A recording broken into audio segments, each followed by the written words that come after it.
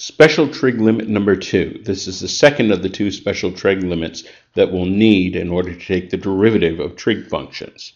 The first one that we learned was the limit of sine x over x as x goes to 0, and that limit equals 1. Now we need to figure out the limit of 1 minus cosine x quantity over x as x goes to 0.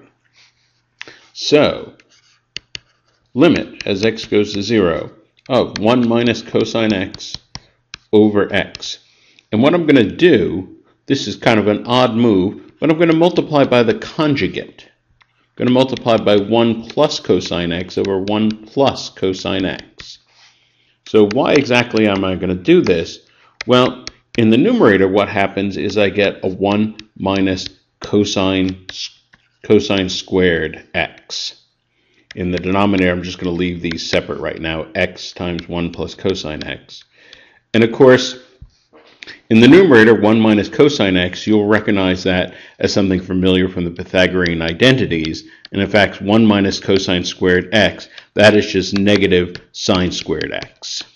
That's, in fact, why I multiply by the conjugate in order to be able to use the Pythagorean identity. So, now what I'm going to do is I'm going to factor out the negative sign, which I'm allowed to do.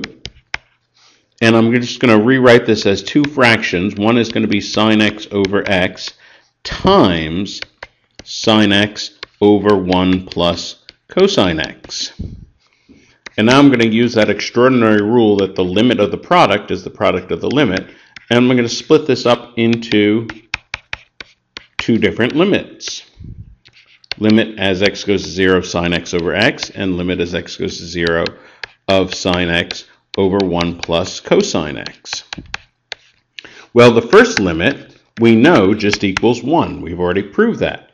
The second one actually is not hard at all. In fact, we can just plug in, and when we plug in, what we get is 0 in the numerator and 1 plus 1 in the denominator, so that just equals 0. So the whole thing is 0.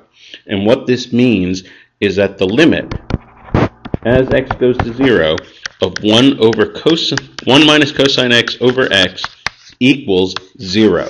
And this is another enormously important result that we'll need in order to take the derivative of trig functions.